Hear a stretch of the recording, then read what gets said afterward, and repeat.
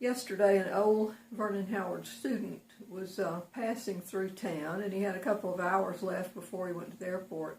So he dropped by for coffee, and we had a really good time reminiscing. And you know what we reminisced about? How hard it was. How we had to drag ourselves to class.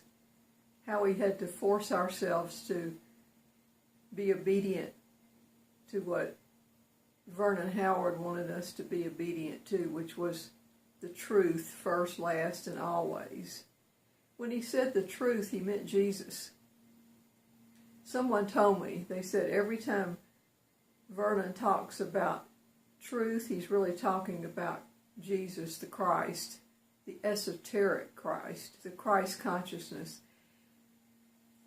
Once you accept that as a principle, everything falls away from you that's false. But in this shedding of the false, there's a great deal of pain, a great deal of believing in your pain. And Vernon would thunder at us to stop suffering. And the only way to stop suffering, he said, is to go through it consciously. So you can't avoid it.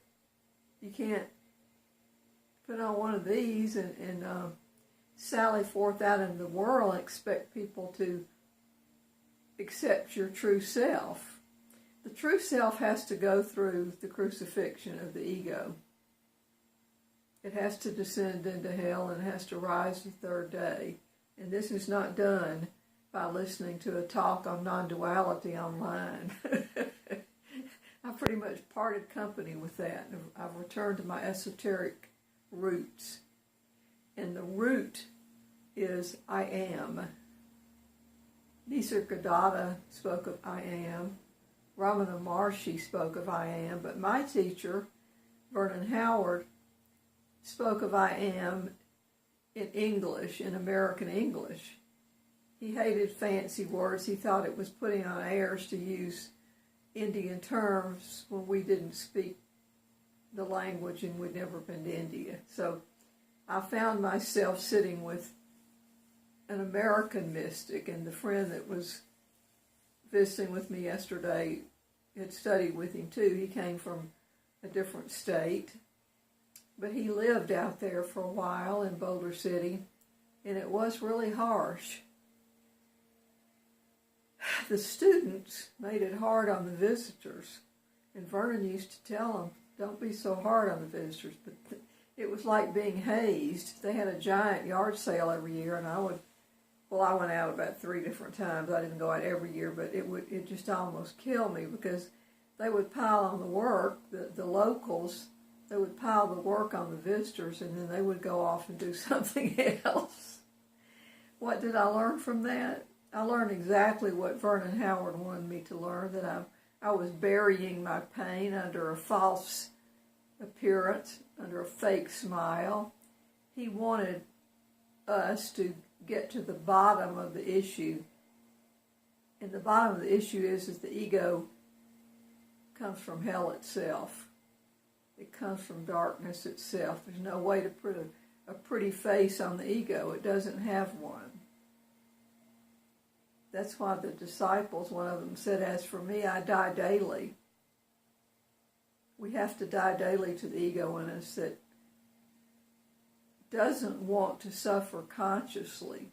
Christ died conscious, and we have to die daily to our tricks, to the shenanigans of the ego.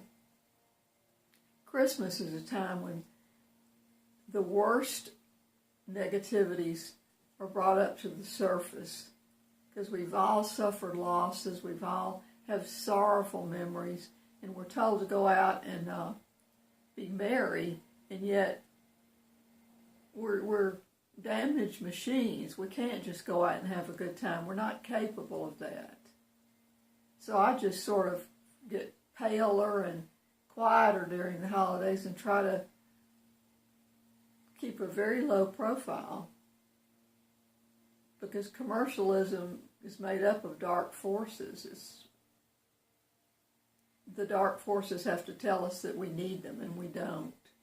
The light is all we need. So I wish you a Merry Christmas and Happy Holidays, in spite of the darkness telling you that you didn't try hard enough. The darkness says if you try harder, you'd have a big, loving, happy family, and you'd have wonderful food on the table, a beautiful tree with wonderful gifts under it. And let's face it, it doesn't go like that at all. And once you see that it doesn't go like that, you're very close to the Spirit of truth, and it will draw near you and comfort you. Namaste.